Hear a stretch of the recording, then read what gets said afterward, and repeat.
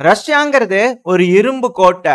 அந்த இரும்பு கோட்டையோட கதவை உடைச்சிட்டு ஊடுருவிட்டாங்க உக்ரைன். 3 வருஷமா ரஷ்யா அவங்களோட எல்லா ஆட்டத்தையும் ஆடி பார்த்தாங்க. ஆனா இப்ப அந்த ஆட்டத்தை அடக்கிற மாதிரி உக்ரைன் ஒரு மூவ் பண்ணியிருக்கிறாங்க. நீங்க அதோட பல கமெண்ட்ஸ் வந்து பாத்தீங்கன்னா கமெண்ட் செக்ஷன்ல பார்க்க முடியுது. 2வது, இப்ப மேற்குலக நாடுகளோட மீடியாக்கள் எல்லாமே உக்ரைன் ஹியூமிலியேட்ஸ் ரஷ்யா அப்படிங்கிறது போல இருக்கு. இப்ப ஏன் ரஷ்யா இவ்வளவு தூரம் நடந்துமே அமைதியா இருக்கிறாங்க? இந்த மூவ் ஒரு ஸ்மார்ட் மூவ் அப்படிங்கிறது என்னோட ஒரு கருத்து. இதுக்கு பின்னாடி என்ன காரணங்கள் இருக்கலாம் அப்படிங்கிற ஒரு தெளிவான அனாலிசிஸ் தான் இந்த பதிவுல இருக்க போகுது. அனைவருக்கும் வணக்கம். நான் உங்கள் செந்தில். இது உங்கள் செந்தில் டிஃபென்ஸ். பதிவுக்குள்ள போறதுக்கு முன்னாடி நம்ம சேனல் இன்னும் சப்ஸ்கிரைப் பண்ணலனா மறக்காம சப்ஸ்கிரைப் பண்ணிடுங்க. 2வது, வாட்ஸ்அப் லிங்க் டிஸ்கிரிப்ஷன்ல கொடுத்துறேன். ஏன்னா நம்ம தினமும் பதிவுகள் போடுறோம். அன்டைம்ல போறனால நோட்டிபிகேஷன் வரமாட்டேது. நம்ம போடுற பதிவுகள்லாம் நீங்க பாத்துட்டீங்களா இல்லையா அப்படிங்கிற நோட்டிபிகேஷனும் நீங்க ட்ராக்கும் பண்ணிக்கலாம் வாட்ஸ்அப்ல. உங்களோட ஆதரவு தொடர்ந்து எனக்கு எப்பவும் இருக்குன்ற நம்பிக்கையில பதிவுக்குள்ள போயிடலாம். 2வது, தமிழழகன் அப்படிங்கிற ஒரு நபர் சூப்பர் தேங்க்ஸ் பண்ணியிருந்தீங்க. அவங்களுக்கு ஒரு நன்றி சொல்லணும்னு நினைக்கிறேன். நான் எக்ஸ்பெக்டே பண்ணல. உங்களோட சப்போர்ட்டுக்கு ரொம்ப ரொம்ப நன்றி. இப்போ எந்த டிலேயுமே இல்லாம பதிவுக்குள்ள போயிடலாம். இந்த ரஷ்யா உக்ரைன் பிரச்சனை ஆரம்பிக்கும் போது இருக்கக்கூடிய சில விஷயங்களை பார்க்கணும். அமெரிக்க தரப்புல இருந்து என்ன சொல்லியிருந்தாங்க? வரலாறு எழுதப்பட்டு கொண்டிருக்கிறது இந்தியா. வெள்ளை பக்கத்தில் இருக்கிறீர்களா, கருப்பு பக்கத்தில் இருக்கிறீர்களா, தேர்ந்தெடுத்துக் கொள்ளுங்கள் அப்படிங்கிறது எல்லாம் சொல்லியிருந்தாங்க இல்லையா? வசனங்கள் நிறைய இருந்தது. இப்ப அந்த வசனங்கள்ல வச்சு பார்க்கும்போது வரலாறு எழுதிட்டு தான் இருக்கிறாங்க. இப்ப இந்த வரலாறுல யாரெல்லாம் நல்லவங்க, யாரெல்லாம் கெட்டவங்க அப்படின்னு பொறிக்கப்படணும். யார் அந்த பேரை ஏத்துக்கிறது அப்படின்ற மிகப்பெரிய கேள்விகள் இருக்கு. சரி, ஓகே. மேற்குலக நாடுகள் என்ன சொன்னாங்க? உக்ரைனுக்கு சாவர்னிட்டி இருக்கு. அவங்க எங்க வேணாலும் இருக்கலாம், யாரு கூட வேணா சேர்ந்துக்கலாம். நேட்டோல சேர்றேன்னு சொல்றது அவங்களோட உரிமை அப்படிங்கிறது போல நேட்டோ நாடுகள்லாம் சொன்னாங்க. 2வது, அங்க இருக்கக்கூடிய பிரச்சனை எல்லாம் உக்ரைனோட உள்நாட்டு பிரச்சனை அப்படிங்கிறதோட சொல்லியிருந்தாங்க. ரஷ்ய தரப்பு இருந்து என்ன சொன்னாங்கன்னா, இல்ல, உக்ரைன்ற ஒரு நாடு நியூட்ரலா தான் இருக்கணும், நேட்டோல சேரக்கூடாது. அப்படி இருந்தாதான் எங்களுக்கும் சேஃப்டி, அவங்களுக்கும் சேஃப்டி. இல்லைன்னா அது பிரச்சனை தான், நாங்க அதுக்கு ஒத்துக்க மாட்டோம் அப்படிங்கிறது போல ரஷ்ய தரப்ப சொன்னாங்க. இப்ப இந்த வரலாறு எழுத ஆரம்பிச்சிருச்சு. இப்போ உக்ரைன் 2 வருஷம் கழிச்சு வந்து பாத்தீங்கன்னா நேட்டோட ஆயுதங்களை வச்சு ரஷ்யாவோட கர்ஸ்க் ஒப்லாஸ்டுக்குள்ள ஊடுருவி வந்துட்டாங்க. பல செட்டில்மெண்ட்டை பிடிச்சிட்டாங்க. 2வது, சுஜான்ற ஒரு மிகப்பெரிய சிட்டி, அந்த சிட்டியை அவங்க கட்டுப்பாட்டுக்குள்ள எடுத்துட்டாங்க அப்படிங்கிறது போல சொல்லப்பட்டு வருது இல்லையா? இப்போ ரஷ்யர்கள் மத்தியில, அதாவது உள்நாட்டுல வந்து பாத்தீங்கன்னா ரஷ்யாக்குள்ள 40% வந்து எதுக்கு இந்த பிரச்சனை இவ்வளவு நீளமா போகுது, இது தேவையில்லாத ஒரு பிரச்சனை தானே, அவங்க எங்க வேணா இருந்துக்கலாம் அப்படிங்கிறது போல ஒரு 40% அளவுக்கு மக்கள் மத்தியில கருத்துக்கள் இருந்ததா சொல்லப்பட்டுட்டு வருது. அந்த டைம்ல ரஷ்ய அதிபர் என்ன சொன்னாரு? இல்ல, நம்மளுக்கு பிரச்சனை, நம்மள நிம்மதியா இருக்க விட மாட்டாங்க, கண்டிப்பா நம்மளுக்கு தொந்தரவு கொடுப்பாங்க அப்படின்னு சொன்னத இப்ப உக்ரைன் நிரூபிச்சு காமிச்சிட்டாங்க. நேட்டோ நாடுகளோட ஆயுதங்கள், அவங்களோட டேங்குகள் கர்ஸ்க் ஒப்லாஸ்டுக்குள்ள வந்திருக்கு.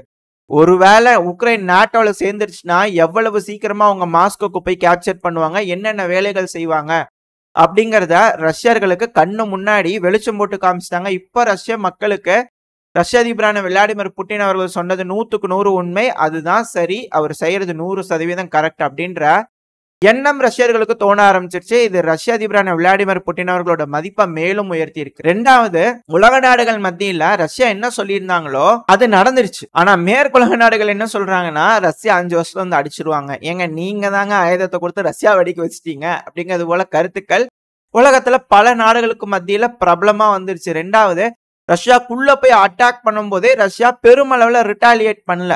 இதை வச்சு பார்க்கும்போது எந்த அளவுக்கு பொறுமையா ரஷ்யா ஹேண்டில் பண்றாங்க, அந்த பொறுப்பு, அந்த உணர்வு, அதாவது ரஷ்யான்றது ஒரு ரொம்ப பவர்ஃபுல்லான நாடு, அந்த நாடு கிட்ட ஒரு பவரை கொடுக்குறோம், ஒரு பொறுப்பை கொடுக்குறோம், இந்த உலகத்தை பாதுகாக்கக்கூடிய பொறுப்பு அது போல கொடுக்குறோம் அப்படின்னு ஒரு நாடு யோசிக்கிறாங்க அப்படின்னா, ஏன்னா இப்போ மாலி, புர்கினா ஃபேசோ, நிஜர்லாம் வந்து அவங்க நாட்டோட பாதுகாப்புக்கு ரஷ்யாவை நம்பி இருக்காங்க. இது போல ஆப்பிரிக்கான்னு உலகத்துக்கு இருக்கிற பல நாடுகள் ரஷ்யாவை நம்பி இருக்கக்கூடிய தேவை கட்டாயம் வந்துட்டு இருக்கு. அப்படி இருக்கும்போது ரஷ்யாவை நம்பி கொடுக்கலாமா அப்படின்ற ஒரு கேள்வி வருது இல்லையா? கொடுக்கலாம், எந்த ஒரு பிரச்சனையும் இல்லை. ஏன்னா அவங்க நாட்டுக்குள்ள ஒரு அட்டாக் நடக்கும் போதே அவங்க ரொம்பவும் காம் அண்ட் கம்போஸ்டா, பிரச்சனையை எஸ்கலேட் பண்ணாம, அணு ஆயுதம் இருக்கக்கூடிய ஒரு நாடு, தூக்கி போடாம ரொம்ப பொறுமையா ஹேண்டில் பண்ணிட்டு இருக்காங்க அப்படிங்கிற ஒரு நல் பெயர் இப்போ ரஷ்யாவுக்கு வர ஆரம்பிச்சிருச்சு.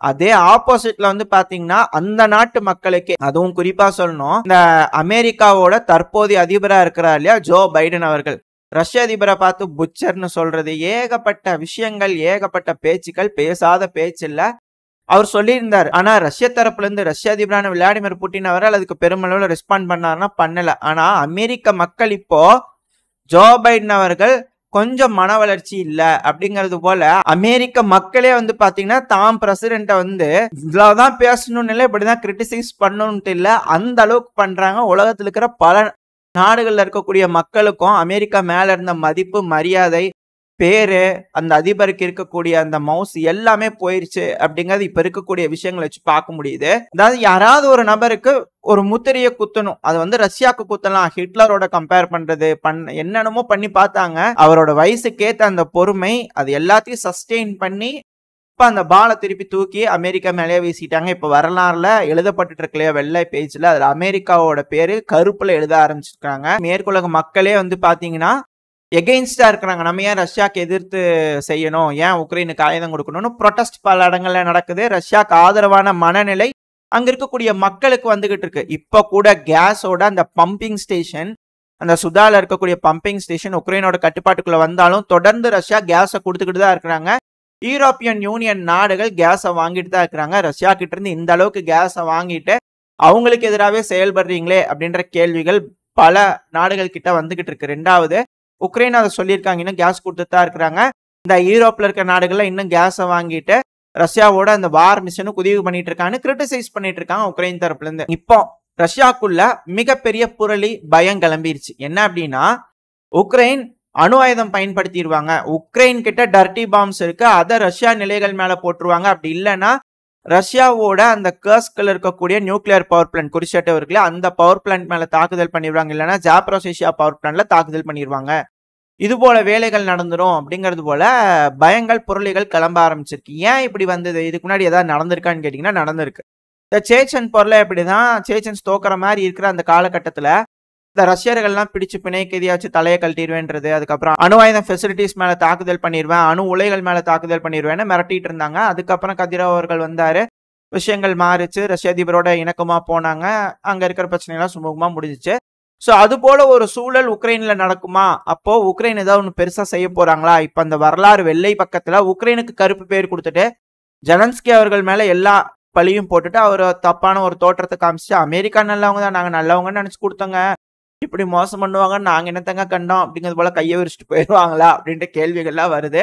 ஒருவேளை அப்படி நடக்கும் பட்சத்துல மேற்குலக நாடுகள் இதுதான் சான்ஸ்ன்னு சொல்லிட்டு உள்ள போர் தொடுத்து வந்து சில பகுதிகள் அவங்க அமுக்கிக்குவாங்களா அப்படின்ற கேள்விகள் வந்திருக்கு. ஸோ இதெல்லாமே இருக்கக்கூடிய பயம். இது எப்படி ரஷ்யா கையாள போறாங்க, ஸ்மூத்தா ஹேண்டில் பண்ணி உக்ரைன்ற ஒரு நாடை காப்பாற்ற போறாங்க. ஏன்னா அவங்களை எடுத்து போர் செஞ்சுக்கிட்டு இருக்காங்க ரஷ்யா. இப்ப அவங்களை காப்பாற்ற வேண்டிய கடமையும் ரஷ்யாவுக்கு தான் இருக்கு. அதை எப்படி ரஷ்ய அதிபரான விளாடிமிர் புட்டின் அவர்கள் செய்யறாருன்னு பார்ப்போம். ஒரு வேளை உக்ரைனை மட்டும் காப்பாத்திட்டாரு ரஷ்ய அதிபர் அப்படின்னா, அவர் உலகத்துல இருக்கக்கூடிய பல நாடு தலைவர்களோட மனசுல எங்கேயோ போயிடுவாரு. இந்த பாகுபலி ஸ்டாச்சு மாதிரி உயர்ந்துருவாரு.